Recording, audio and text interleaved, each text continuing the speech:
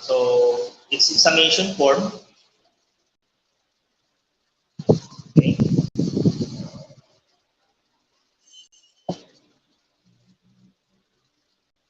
Okay. As you can see, it's a summation form. There's a constant a sub n. A sub n is a per term constant. No? So it ranges from 0 up to infinity. As you can see here, the summation is from 0 to infinity, and there is a variable x. Then c is another coefficient, no? Or constant, and then raised to n power. So as you can see, that's why the first term is a sub 0 only, because if n is equal to 0, this is equal to 1. No? X minus c is equal to x minus c raised to 0 is 1. So the first term will be only a sub 0. And then and so on. No? For, at n is equal to 1, we have, of course, a sub 1 times the quantity x minus c. As you will notice, there's a progression of the powers of x. So that's why it's called a power series. It's an infinite series that has progression on the powers of x. Sooner or later, we'll call this Maclaurin series. Pero iba ay hindi pa natin siya didiscuss. General munang approach natin. So this is a general power series wherein there is a coefficient and there's a constant and there's a progression of the power of x. However, there is an important case, a special case where your constant c is equal to 0. So that's why it will be reduced to this formula. All right. So instead of c, when c is equal to 0, so the power will be obvious to the x. So ang susunod dyan, a sub 3 x cubed, a sub 4 x to the 4th, etc. and etc. and so forth. So that's another special type of power series about 0, because your constant is equal to 0. But in general cases, mas general ito. In general cases, there are cases that c is not equal to 0. It could be any constant. All right? But a special type, a special case would be the second formula. Okay, so it could be a progression. Now, it's either converges or diverges depending on the type of series. So we will follow the idea of the infinite series for identifying whether it converges or diverges. Kasi under the category of infinite series, nandun yung power series. So kung converging siya o diverging, we will make use of the tests that we have tackled previously. Note that when x is equal to c, assuming that the x is equal to the constant, so what would happen? Okay, so let's look at the formula first, the general formula. So assuming that x is equal to c, at x equal to c, so that would become converging series, no? So that is a series, a power series about 0. It converges when x is equal to c. So pag x is equal to c, anong lalabas? Puro constant ang lalabas dito kasi 0 yan, no? 0, 0, 0. So what remains are constant, and constants are the limit of, or yeah, I would say that is converging, no? Because the limit is could be computed. No, kasi puro constant lang yun. At x is equal to c. Okay, so it's converging at x equal to c.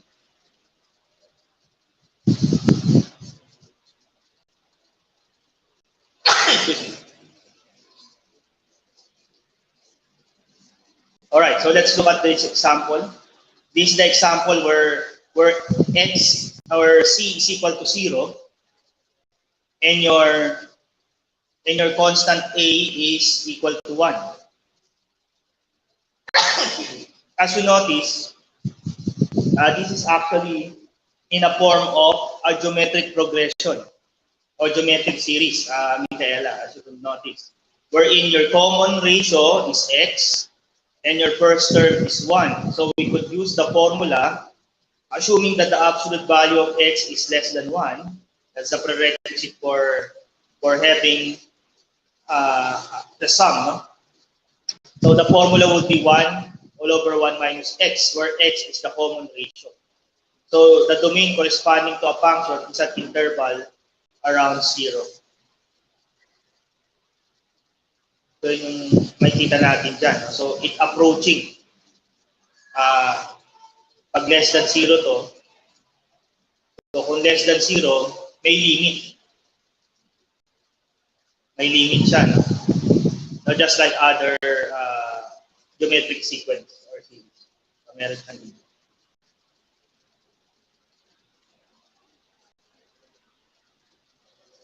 Okay, assume that the power series, this is the power general formula, converges at x sub 0 not equal to c, then it converges absolutely for x such that the absolute value of x minus c is less than x sub 0 minus c. So, x sub 0 is ito yung yung value at n is equal to 0. X sub 0. That is, for all x, there are closer to c than x sub 0. So, yun yung, okay, let's look at the equation here.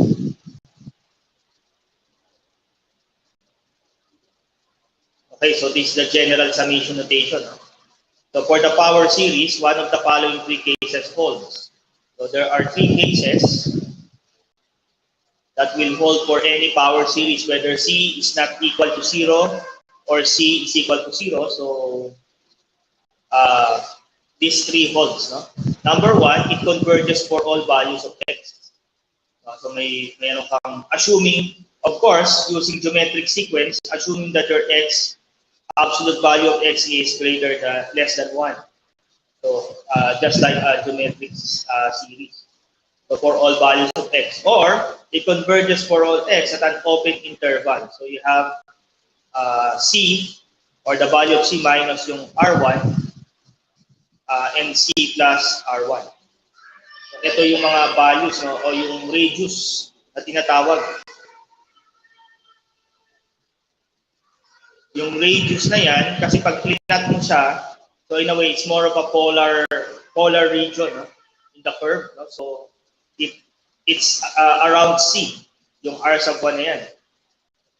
O yung region, no, region ng interval. No? So it could be c minus r1, c plus, later magkakaroon tayo ng example nito around c, but not outside the closed interval. So it's always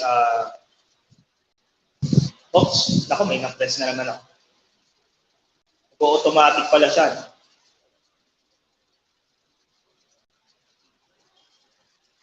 Yan. Okay, so that's the next option. Or it converges only when x is equal to c. So those are the three assumptions for the convergence of a power series. First, all values of x, no? At all values of x, and then for b, there are certain region wherein c, it could be minus, and then c plus. So para siyang bilog. So kumbaga, nandun ka sa boundary na gano'n. No? Kumbaga, ito yung gitna, so meron kang certain region. So it could be a minus, and it could be a plus. Assuming this is your c, so this is c minus r1. And then this one is c plus r1. So ito yung region of interval mo. Yung buong yan. So labas dyan, that's already divergent. So divergent lang sa loob. Dito sa labas, hindi na siya convergent. So limited lang siya for such value. And then also, there are cases that convergent only for x is equal to c. So magiging special, magiging ano siya, no, zero, no? Maiiwan yung constant. By the interval of convergence, we mean all values of x for which the series converges. So if we will hold on option A, that it converges for all values of x, meaning, ano yung kanyang interval? From negative infinity to positive infinity. Yun ang interval niya kasi all values of x.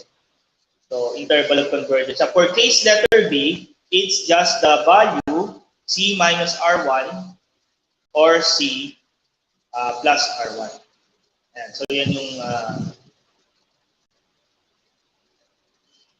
yan yung value niya. So, outside of that range, whether it's c minus r1 or c plus r1, so hindi na siya convert. Dinidivide ko lang yung region of interval nung power series sa loob. Okay, so mamaya magbibigay tayo example na. And then KC, of course, at x is equal to c. No? Pag x equal to c, convergent siya. When x is not equal to c, that becomes divergent. Okay? So yun yung ano niya. Now, another concept, no, aside from the interval, so yung A option, for option A, it's from positive negative infinity to positive infinity. Option B, it's C minus R1 and C plus R1. For letter C, it's just C at x is equal to C. So yung only value ng C, when x not equal to C, so it's not converging, only for value of C. Now, another sense of power series, the radius. Ano yung radius niya? Yung 200 ito. Kasi nga para siyang curve, no? Kapag pinat natin siya sa isang Cartesian thing like this, power series may look like a curve, like a circle. So, dan po papasok yung radius of convergence. Ano yung radius ng convergence? Of course, for A option, your radius is infinity. R is infinity. No, for case 1, where all values of x, the series is convergent. Now, obviously, for letter B, your R is equal to R sub 1. Your radius is just the value R sub 1, whether it's a minus or a plus of your C. Or, for the case of C, it's 0. Why it is 0, Micaela? R is equal to 0 at x equal to C.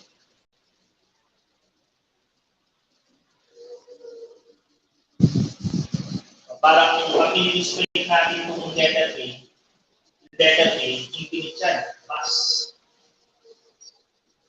Ato.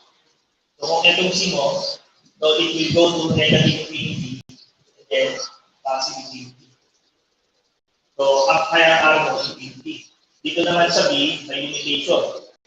The R1. The R is R sub 1. Pagdating sa C, because x is equal to C, it's a point. Tuldok lang yun. So, you have no radius. Just like a point circle, no? A point circle, you don't have radius. Anong halimbawa ng point circle? No? The form x squared plus y squared is equal to 0. Pag 0 to, ibig sabihin, tuldok lang yun. Yung radius mo yung R squared. R squared mo is equal to 0. So, R is equal to 0. Meaning, this is a point circle. Point circle. Alright? So, pag point circle, wala kang radius. 0. So, that's the third category. So, tatlo ang category ng power series. Alright. Note the case B, whether power series converges or neither endpoint of the interval of convergence or one or both of these endpoints depends upon the given series. So, yun siya. Well, kasi may mga cases na hindi convergent, no? But ang point naman dito, yung radius. Okay, here's an example of a power series. Express the summation in terms of the series where your constant is equal to, ayan, may constant ka dyan, no? So, you start at A sub 0. What's your A sub 0, Miguel?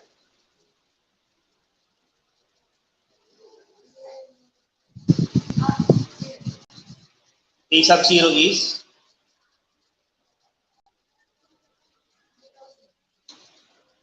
Wala, kasi nagsimula ka sa a sub 1. Kasi tingnan mo yung notation, n is equal to 1 up to infinity. So wala to.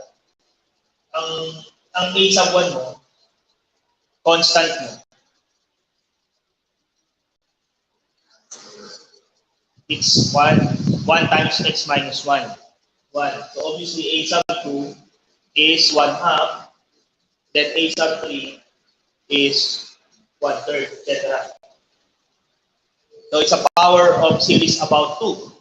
So since C is equal to 2, it's a power series about 2. Yun yung sinasabi dito, no? So, pansin natin yung progression. Of course, nag-increase yung power. At yung mga constant na yan, depende dun sa, ano, no? Kasi sinet niya at A as n, no? Yung denominator. So, from 1, 2, 3, infinity. Infinity. So, it's the power series about 2. Let us use the ratio test to find the interval of convergence. So, how will you do that? Of course, you just need to solve, no, for the sum of n plus 1 all over n. So, n plus 1, sum of n plus 1 all over n. So, take the example of the first term. Okay, the first term, n, x minus 2 raised to n plus 1 all over n plus 1. That's the second term, no? Parang ginawa niya dito kasi ang first term mo, yung first term mo dyan, 8 yung first term, at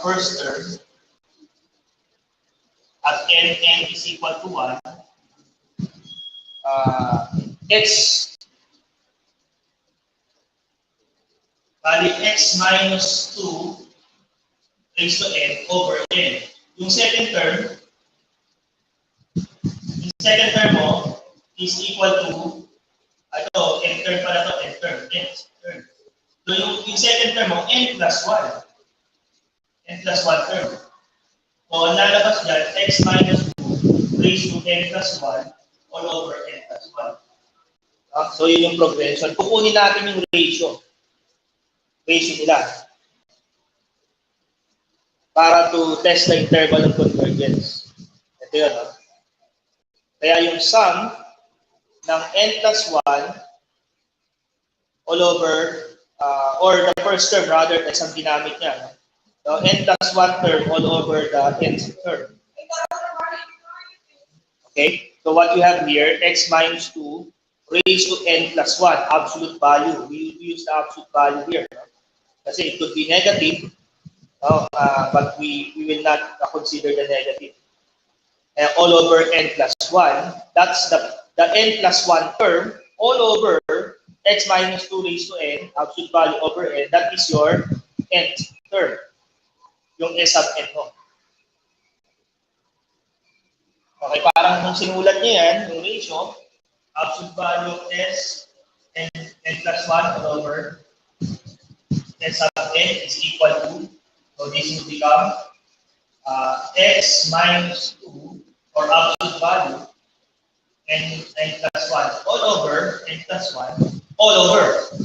Ito naman, x minus 2 absolute value of n over. Okay, so ganun yan. May slanted format lang ginamit. And of course, we could manipulate this. Of course, ang manipulation na mangyayari dyan. So we could compare. Pwede natin i-compare. So, ano mangyayari? Ito, divided by this one. So matitira dyan, x minus 2, no? Right? X minus 2. What will happen to this one? This 2. So ito, mapupunta doon. So this times n all over n plus 1. So yun yung matitira dyan. Para ka lang nag-cross multiply, no? Ito, napunta doon. No? Kaya ka nakapag-divide. N plus 1 divided by n plus 1. Right? Kaya may 1 doon. And then, ito naman, n, i-akit mo to. Yung extreme mo.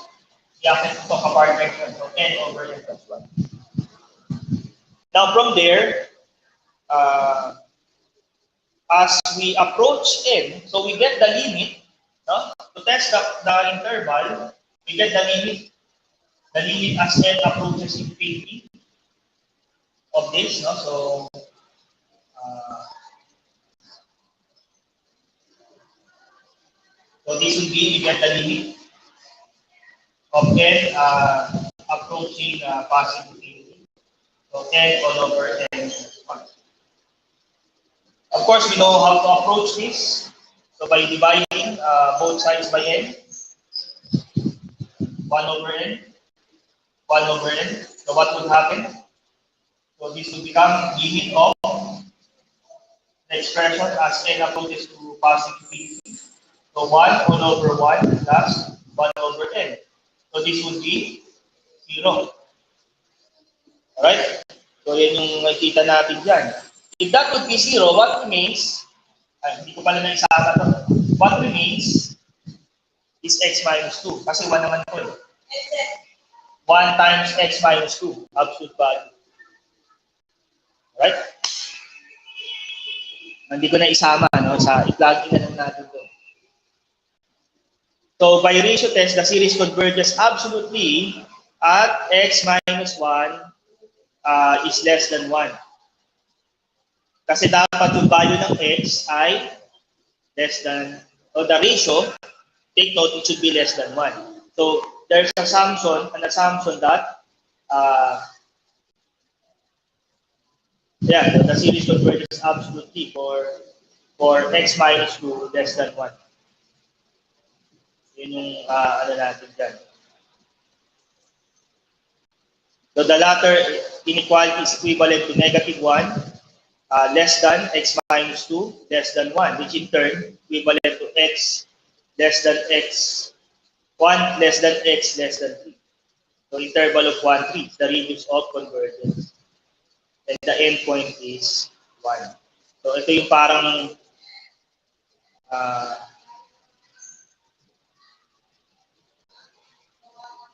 right, so yun yung nakikita natin dyan.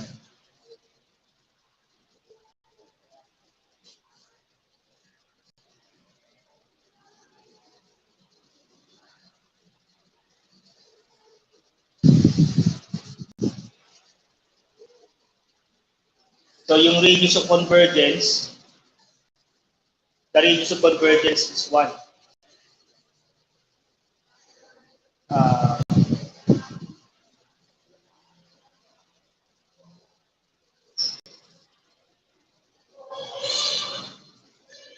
Kasi kung yung x, yung c mo kasi, yung c mo is equal to 2, no? Tama, x minus 2. C is equal to 2. So kung c is equal to 2, at meron kang 3 dito sa kawan, so yung radius of convergence mo is 1. So minus 1 doon, then dito plus 1. So 3. Kasi ang endpoints mo ay 3 and 1. So yun yung values ng x. At the endpoint x equal to 1, series becomes, kung ganyan na mangyari, so kung papalitan natin to ng negative 1, 1 minus 2 is negative 1 raised to n. Alright? So yun yung, at x is equal to 3, so ano mangyari dyan? The series becomes a divergent harmonic series. So kung ang x is equal to 3, kasi 3 minus 1, 3 minus 2 is 1. So magiging ano siya, 1 raised to n plus 1 all over n plus 1. So magiging 1 raised to n siya. Pag ang x is equal to 3, kasi palaging 1 yung ano nasa numerator, kasi 3 minus 2. X minus c, di ba? Ito yun, no? Yung x minus c mo, yung c is equal to 2, di ba? Ay na naman tumagot itong aking ano. Ayan, no? So at x is equal to 3, it's always 1. Kahit ano bang i-raise mong power doon. Okay, at x is equal to 1, negative 1. Negative 1 raised to n. So, dalawa yung magiging resulta niya. So, kapag converging siya sa negative, sa 1, diverging naman siya sa 3. So, hindi though meron kang video ng convergence, hindi pa rin sure na yung dalawang endpoints mo ay converging. kailangan pa rin siyang i-substitute para malaman kung anong klaseng series yun.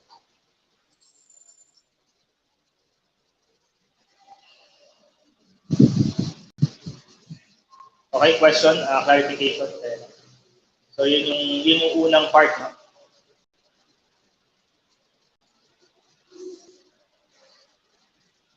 So yung negative 1, positive, yung 1 dito, it's an assumption, no? It's an assumption that we could make. All right, another example. Sige, let's jump to another example. This one, power series. X raised to n all over n factorial. All right. So again, we will consider some ratio tests.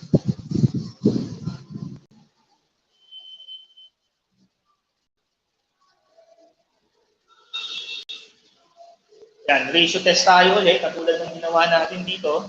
Yung S of n plus 1 all over S sub n. So again, we divide them. And what happened? Ito. So x raised to n absolute value over n factorial. No? Kasi nga, n plus 1 factorial all over n factorial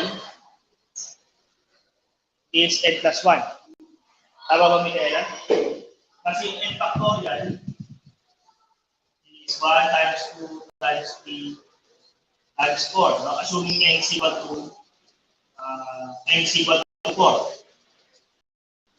Eh, pag n plus 1 is equal to 5. So, n plus 1 factorial is equal to 1 times 2 times 3 times 4 times 5. So, if we divide both sides, we will cancel the first 4. What remains is 5. And what is 5? 5 is n plus 1.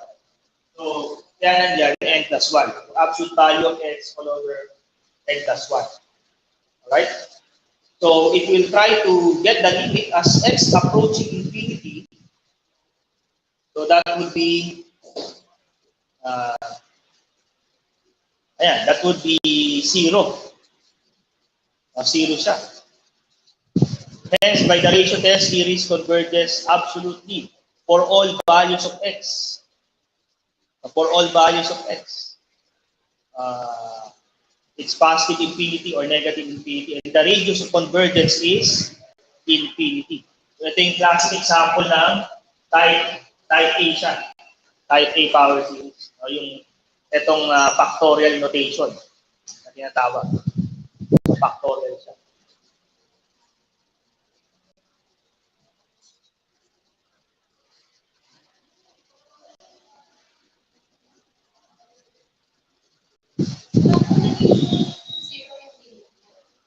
Zero yung limit kasi infinity yung infinity yung n.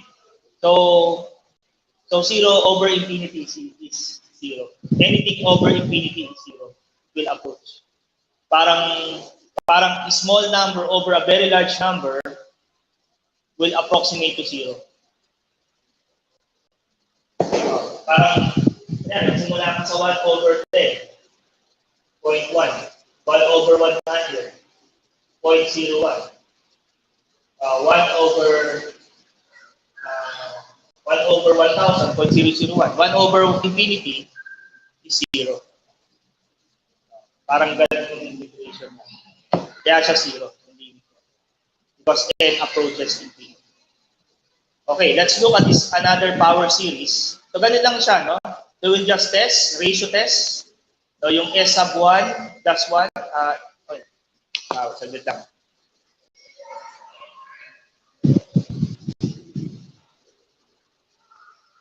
Okay.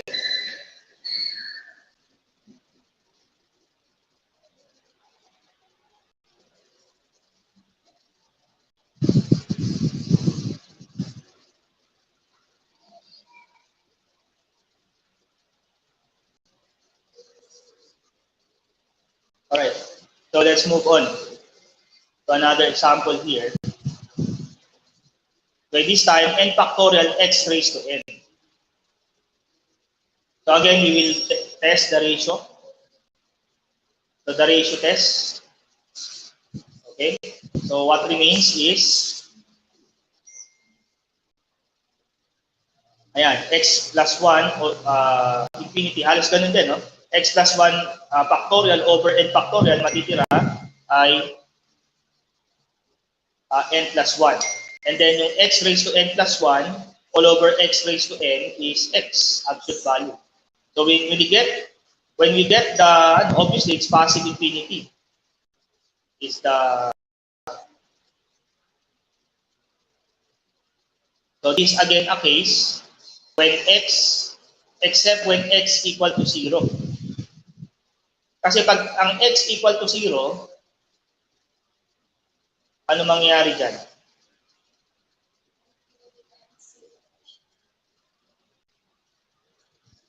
Pag x equal to 0, anong mangyayari?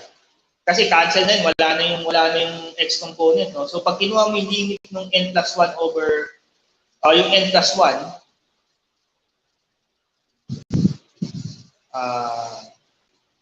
tas the series converges only at x is equal to 0. Magiging point pala siya. Point series siya. X equal to 0 lang. Yung ito, type C siya. So, ibig sabihin, wala siyang radius, parang tuldok. Parang tuldok lang yung series. Where radius is equal to 0. Doon lang siya may value. Pero sa other, ay diverging siya. Para siyang papel na may butas. Hindi nga butas kasi mas maliit tayo tuldok na butas eh. So yun yung, this is an example of type C. No? Type C, no?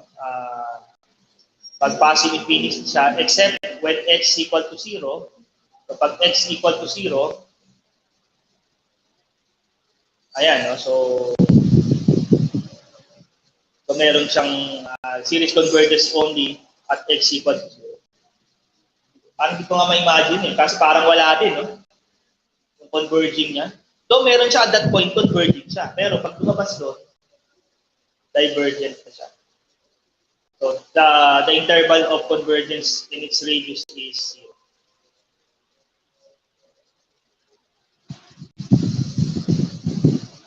Okay, so ito naman yung mga cases ng type D. Yung mga type D, no? So, ito kasi mga cases yan. Extreme cases kung kay A sa kay C. So, ang normal lang yan, naglalaro sa R sub 1. No? So, sometimes we call it converge uniformly.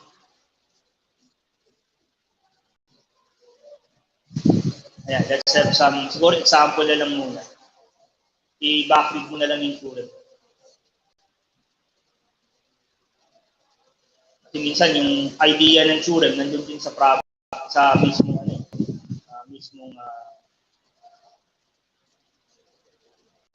integration na dito. Mamaya na itong integration. See problem 6, proof. Ayan, di ba? May mga proof pa siya. So, paano kaya ako babalik? Yun, buti na lang bumalik.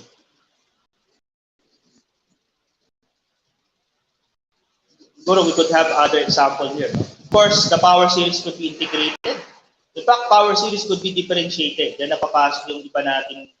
More on differentiation tayo pagdating dun sa mga example, specific example ng power series. We'll be doing much differentiation. Alright? Takpo. Na-drag ko unconsciously. Okay, example muna tayo. Ayan, di ba? Saya-saya, no? May integration na siya. So,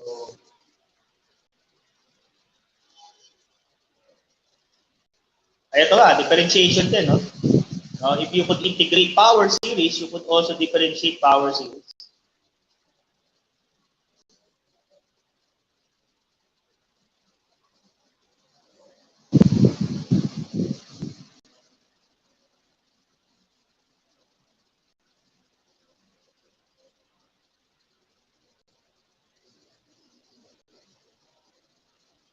So ito an example of differentiation. Of course, we know this as an example of your infinite geometric series, wherein the answer is 1 over 1 minus x. And getting the derivative, pag kinuha mo yung derivative both sides, paano ba kunin yung derivative nitong left side dahil? How will you get the derivative of that? Para ipapattern lang natin kung tama na. So, derivative with respect to x of 1 minus 1 minus. How will you, paano mo siya solve?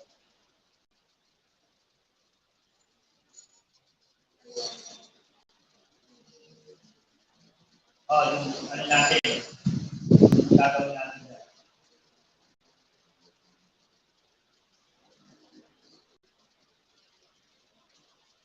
So we could always use the formula derivative of u raised to n. It's equal to u raised to n minus 1 du. Ito, derivative ito, hindi integration. Pag integration naman, n plus 1 all over n plus 1. Or n, rather, n derivative is du. So, pwede natin siya express in terms of exponent. So, derivative of x minus 1 minus x raised to 1. Of course, we have negative 1 times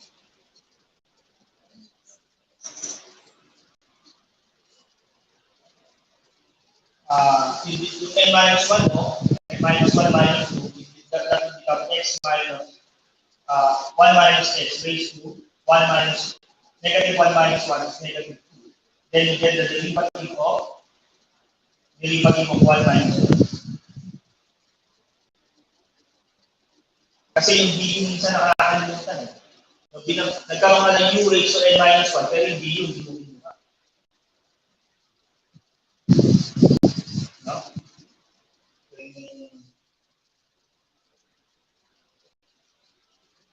Wala na to. Sorry, pinantan ako. Ito na yun, dito mo makukuha yung negative 1.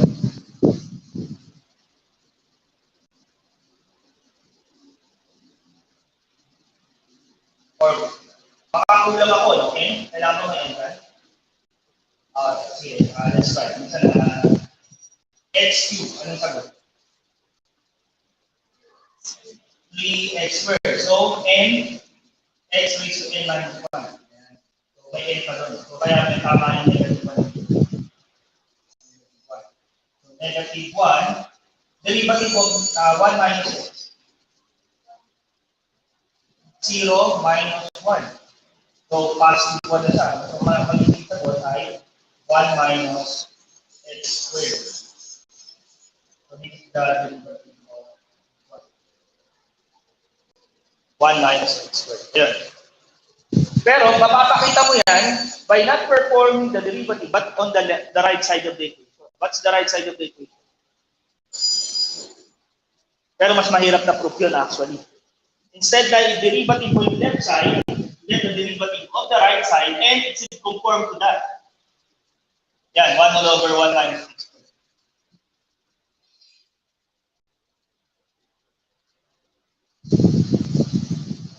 Okay, let's try. So kung kukunin natin yung derivative, nito, no? We'll get the derivative of 1 plus x squared plus x2, etc. Or x raised to n. Ayan. So yun, what would be the dito? 0 to. And then we have 1. Ano ba? 1 plus 2x plus 3x squared plus 3x to the 4th until it reaches n raised to n minus 1. So, paano natin ma-reconcile yan sa ito yung reconciliation yan. Tingnan na lang natin dito.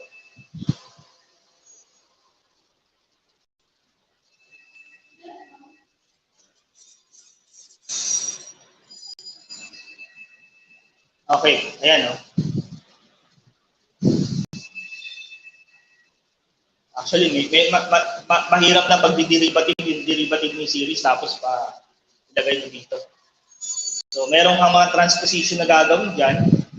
So from 1 up to infinity, you will transpose it to n is equal to 0. So kung magbawas ka, magdadagdag ka dito. So that become n plus 1. Kasi nga, ba't nawala na yung 0? Kasi yung kinuha mo yung derivative, nawala yun. 0 yun. So, kinuha mo yung derivative, ng constant, 0 na yun eh. So wala ka ng n is equal to 0. Kaya n is equal to 1 ka nagsimula. So then you will go back to n is equal to 0 by adding 1 to n. However, your n becomes 0. So nagkaroon ka ng shifting or transposition. No? At n is, pag binawasan mo to, dadagdagan mo yung function. Ganun siya. So take note, ayan, no? N is equal to 1, naging n is equal to 0. Anong implication niya doon sa function? Nagdagdag ka ng isa, n plus 1, raised to n, instead of just x raised to n minus 1. So nag-plus 1 ka rin. So ganun yung implication. So let's look again. So what will happen? So if that would be the case, so kung n plus 1 ka, yan, dapat bumalik yan dito sa x. So ang magiging ano mo ngayon,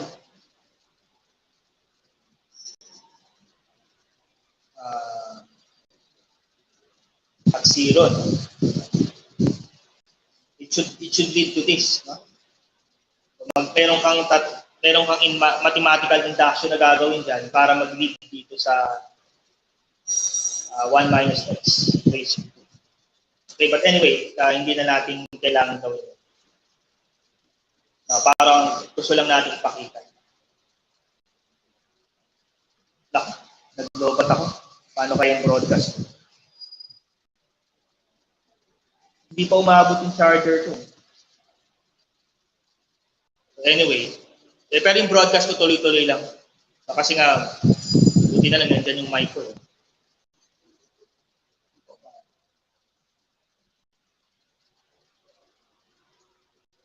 Okay, let's continue while waiting for this.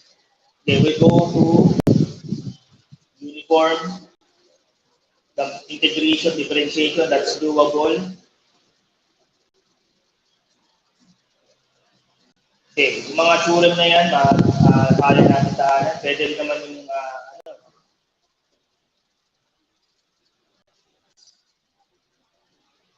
let's have some sample problem, solve problem. Pwede na siguro. It's good thing pwedeng balikan yung broadcast. Na hindi siya natatapos.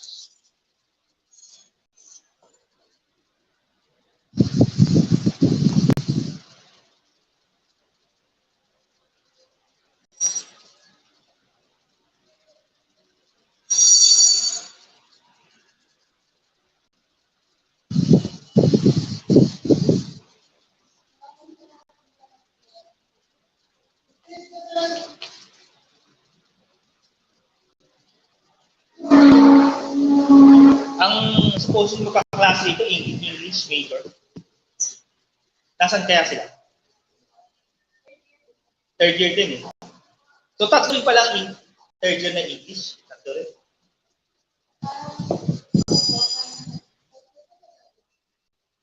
Tatlo kasi nakasulat dun sa schedule. Anyway, pag sumilip si Madam, punta tayo pa ako doon. Sana wala si Ma'am Ligaya na klase.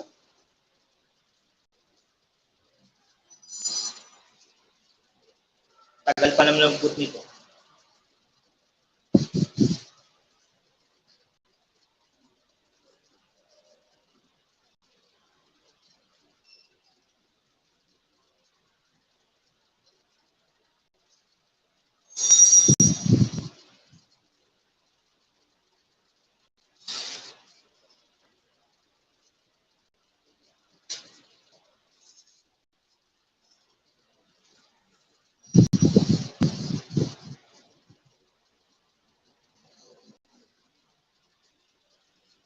Normally naman sa chapter na to, yung more on ratio test.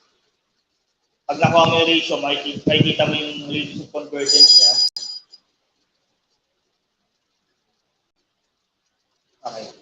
Magbugot lang ako. Okay, may pasok na.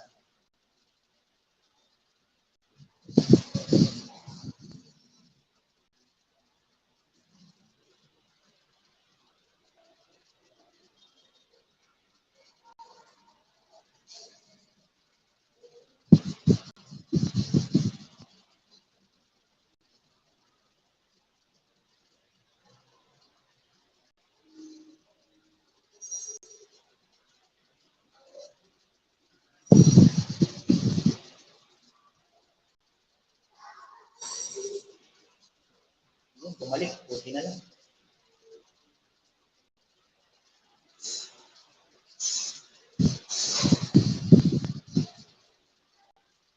Alright, go back.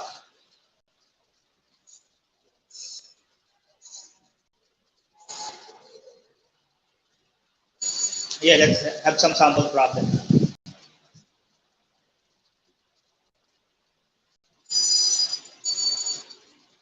So we focus on the ratio test. Ratio test for this. Kasi by next week, we'll be dealing with the specifics of, we'll be deriving or on derivation of power series. About power series of sine x. All functions could be expressed into a power series. Yun ang idea, no? So, ang nagpasimuno niya, si Maclaurin sa si Taylor. They're the one that thought that if all functions could be expressed in terms of power series, mapa-algebraic man yan, trigonometric, even hyperbolic functions could be expressed in terms of power series. So that's the idea. Okay.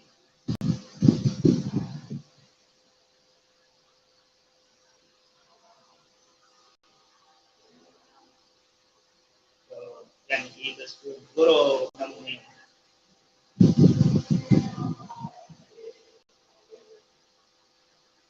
Let's look at some sample problems. Magpasa ko.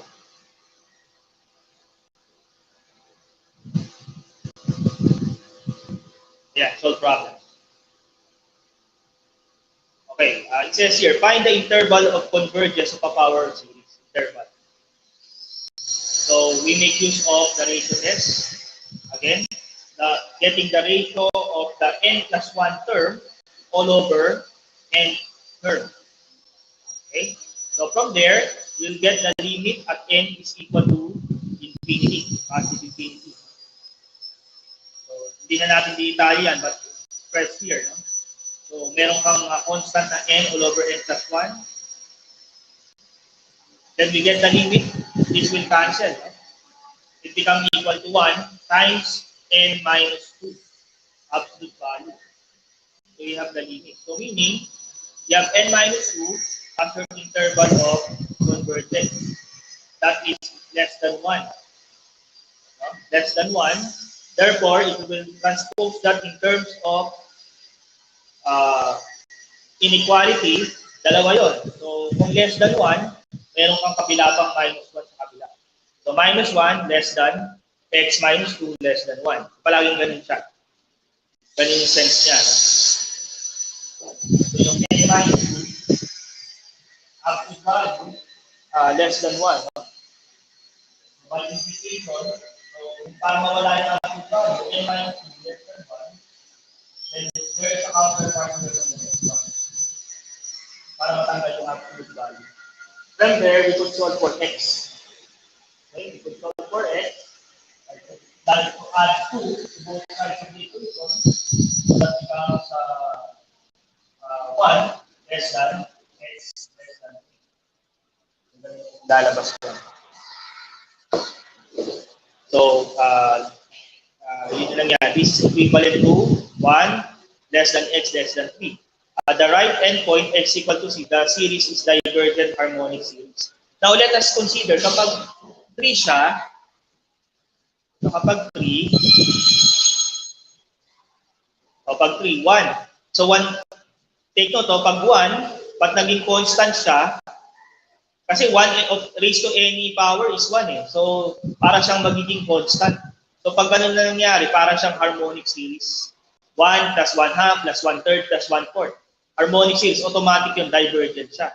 At x equal to 3. But at x equal to 1,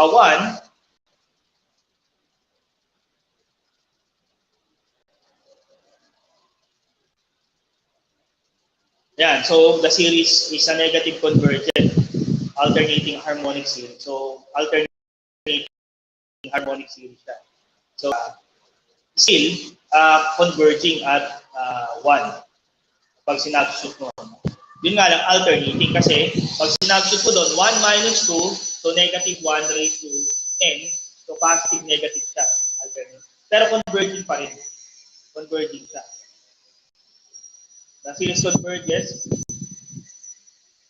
So therefore, kung yun yung limit, nasa loob lang yung ano, no? Yung series mo. So hindi ka pwedeng lumagpas ng hindi ka pwedeng lumagpas ng 3 kasi pag or equal to 3 kasi pag 3 becomes harmonic series, diverging na siya. Hindi naman pwedeng 1 kasi pag sa 1 naman alternating harmonic series. So pwede pa rin. So kaya pansinin mo to, 1 greater less than equal x less than 3. Ba't nawala yung equal sa 3? Kasi pag nang-equal to 3, diverging siya. Okay? Tama ba yung history dyan? 1 less than equal x less than 3. Ayan. So yun yung may kita natin dyan.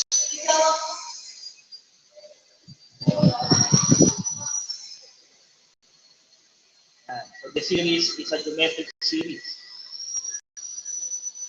The first term is 1 and the ratio is x minus 2. Marami pa siyang sinasolve, no? Okay, anyway. Marami pa siyang tanong doon. Parang daming sagot, no?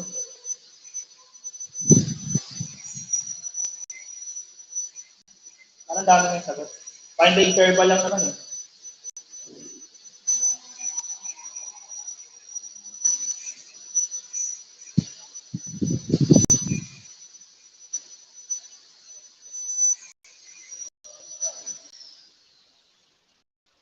Okay, number 2 tayo.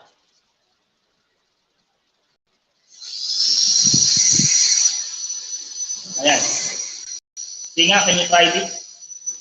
Use the ratio test for this power series. X plus x squared over 4 plus x cubed plus 9. You try a ratio test and then you state the interval of convergence and then solve for the radius. Yung interval, yung may absolute value. Yung radius, solve mo na yung values of x. Pag tinanggal mo na yung absolute value symbol. Right? Sige, you do that for number 2. Okay ba? Nababasa mo?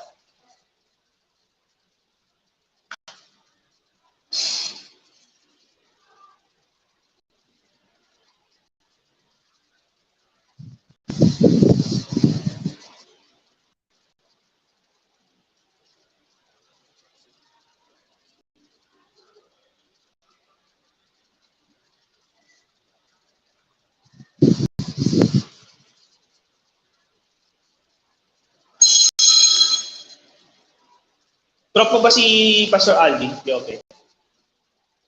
Nakita ko ang kanyang pang Google Meet yung tablet eh. Parang mas okay siguro. Tapos yung PC niya meron pa rin na nakasalpak dun sa normally sa aim ka pa rin, no? Nag-take mo pa rin aim. Next sem. Okay.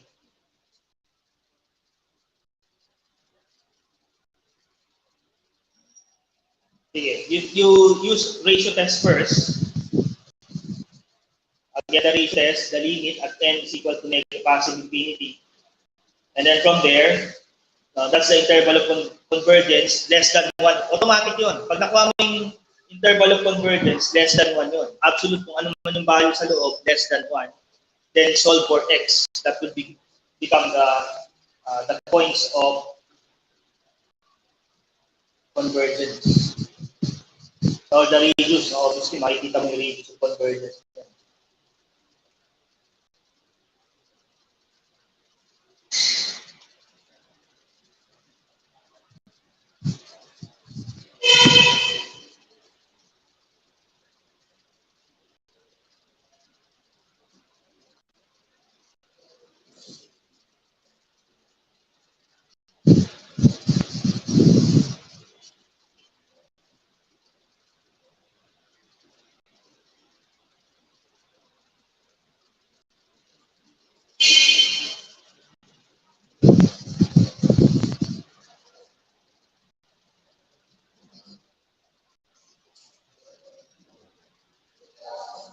Tell me if you already solved for the ratio test.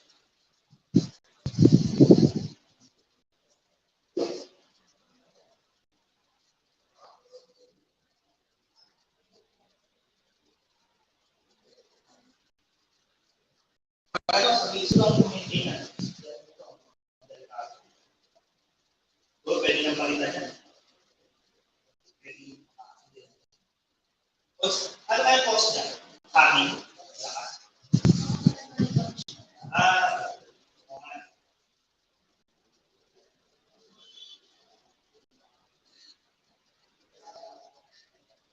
sabihin niyo may units. Hindi ko alam ano yan. Pero ano lang, para safe tayo.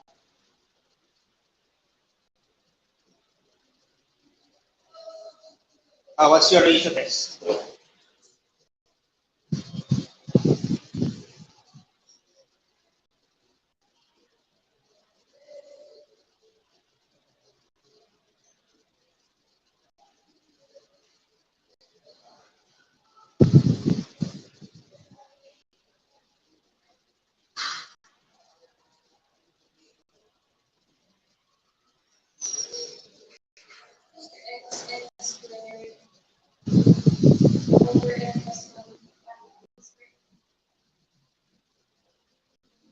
Dinivide mo na. Yung n plus 1 term all over n term.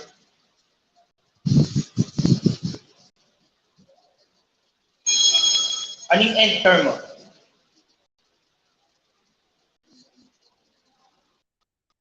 Dapat ma-identify mo n plus 1 term all over n term. Get the ratio. Then saka mo kunin yung limit.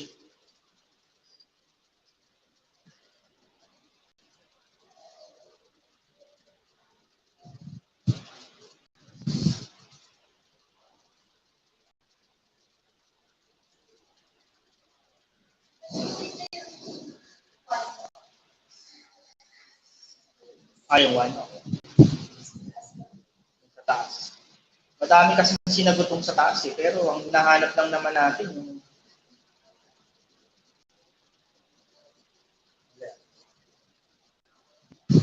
ayan. Yan yung S plus S over, ayan yung N plus 1 term all over, ayan. So, palagi naka N plus 1 siya.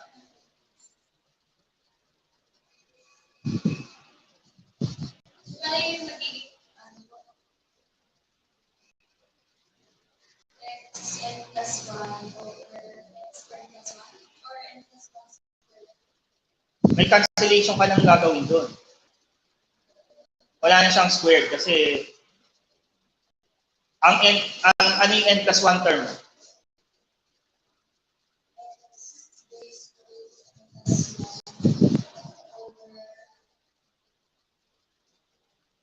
X raised to N plus 1 all over N plus 1. O yun, tama. Ay yung N term mo, N term.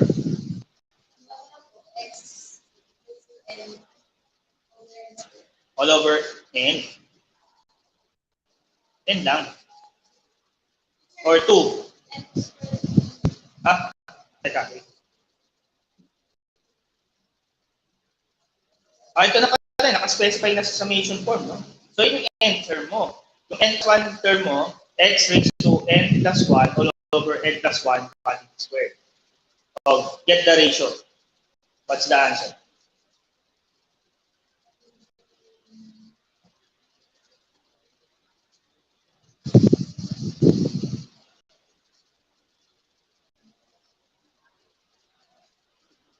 So, divide mo muna. X raised to N plus 1 divided by X raised to N. Ano may iiwan? X raised to 1. Or X. Ay yung denominator. O yung constant pala. Paano mo i-arrange yun?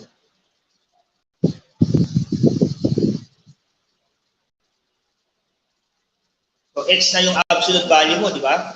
Ano na lang yung constant? Yun na lang yung kulang. Parang, ito.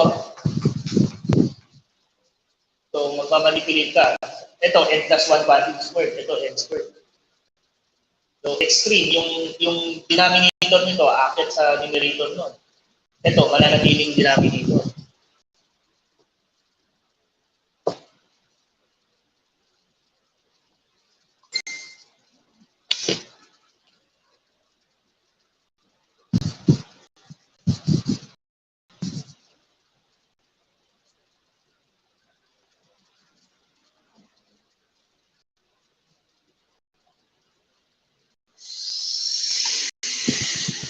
So, magiging n all over, n squared all over, n plus 1 squared. Pero isang ano na lang yon, isang squared na lang siya, no?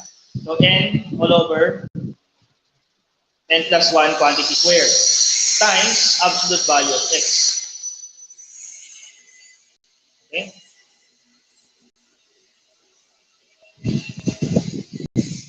So, then get the limit. Limit at n approaching positive infinity.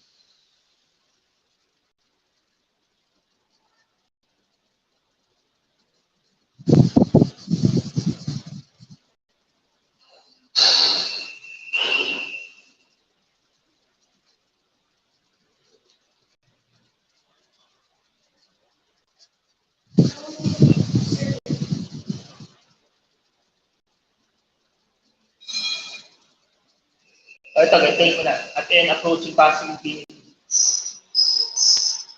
Pero dito na, nahuli yung ano, dapat nandun pa yung x minus 2 kanina. Example natin.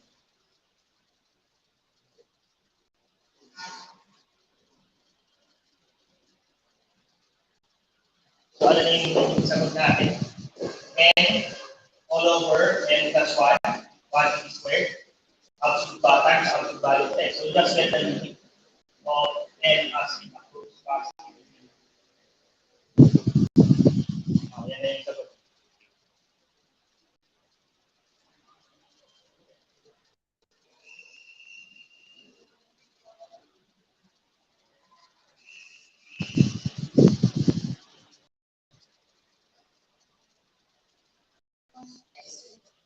X, absolute value of x.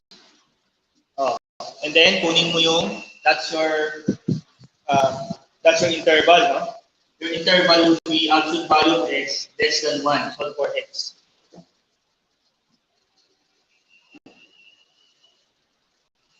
Solve for x.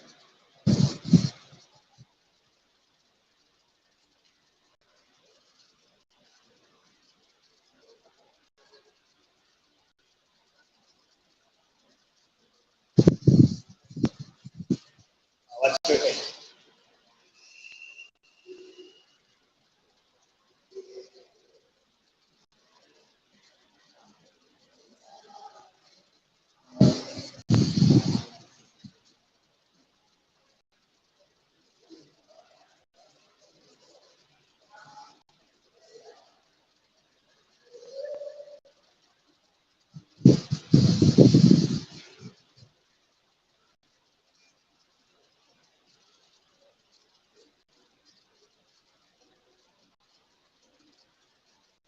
Ito na, solve mo na yung x.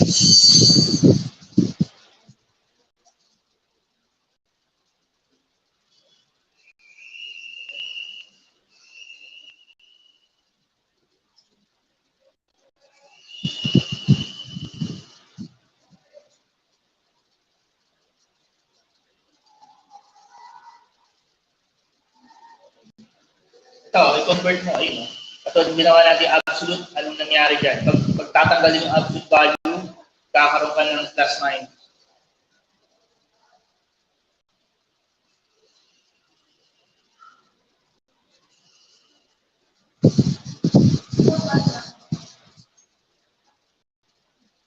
So, what's your x?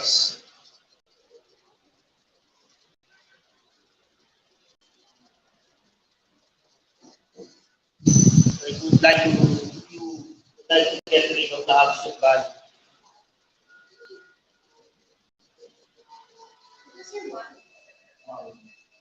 Ay, hindi lang, 1 ang sagot. Kasi pag tinanggal yung absolute, what would happen? Katulad ng ginawa natin doon, x minus 2. So, tinanggal yung absolute value, naging parenthesis, nagkaroon ka ng negative value nito. So, that would be negative 1 less than x less than 1. That's the value.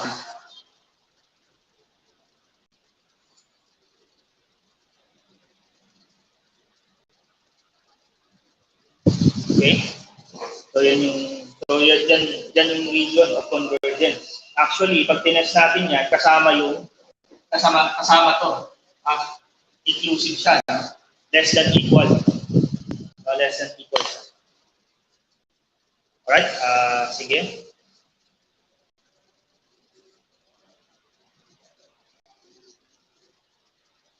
So, ito yung solution.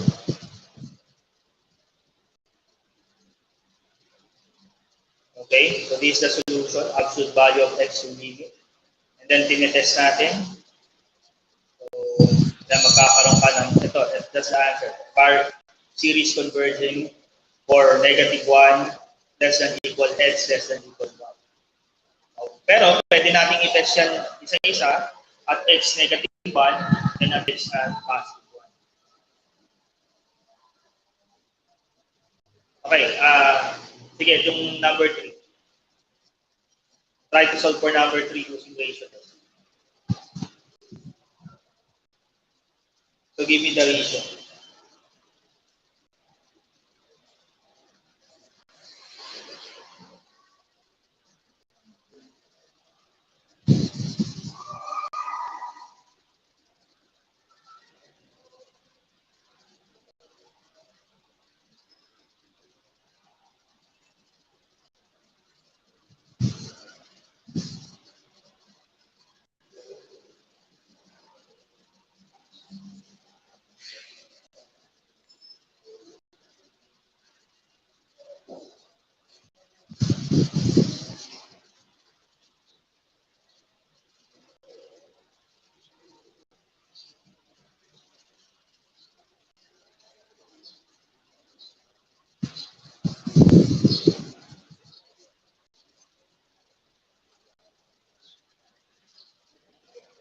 Ay, what's your class? 2 or 3?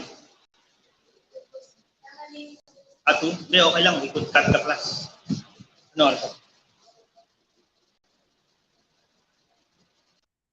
gusto na pala.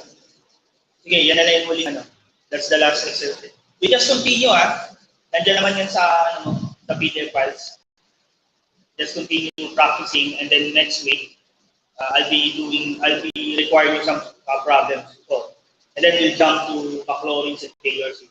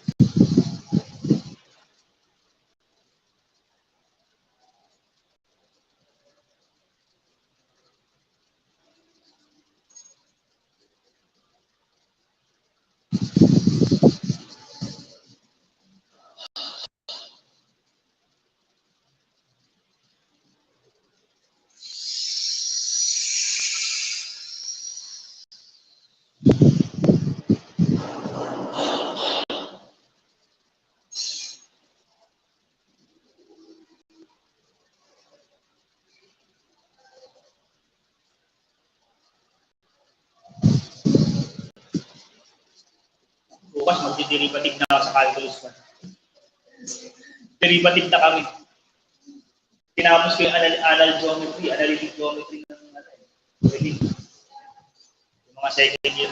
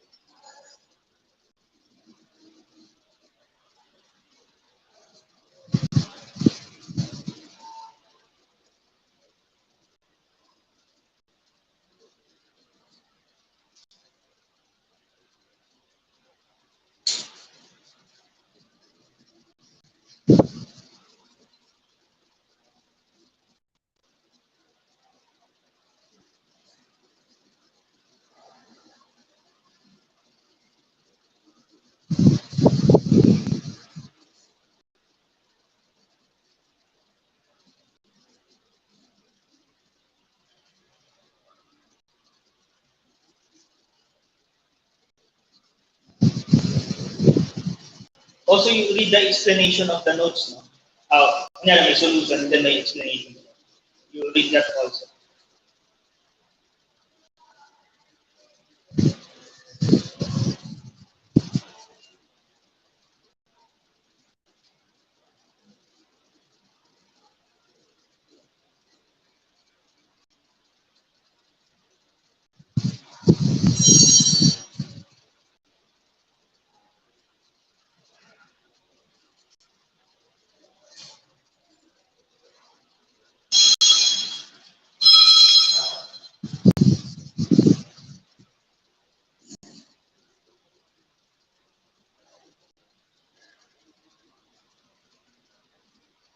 Okay, what's your ratio?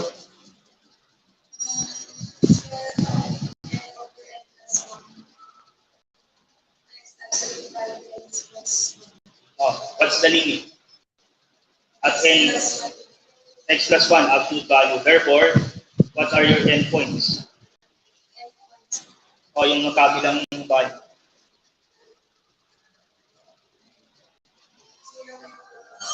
0 and negative 2. Alright? Okay. Okay yan. So you just read the couple of exercises here. Marami pa. Pero may mga pipiliin pa rin ako dito na discuss natin. Then I'll be giving you some supplementary problems. So itong supplement, dami na dito. No? Ayan. Ilang answers lang siya. So ayong interval lang. Ang hinahanap. Itong number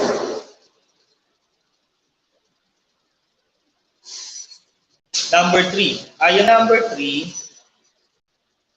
case letter D. Kasi meron kang R sub 1. R sub 1 mo is equal to 1. No? Yan, R mo is equal to 1. Radius mo is 1. So, papaling ka from so, ang center point mo is negative 1.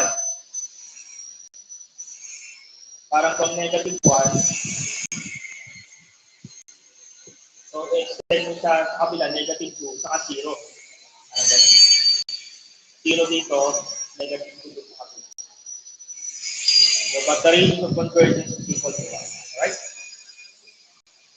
Siguro,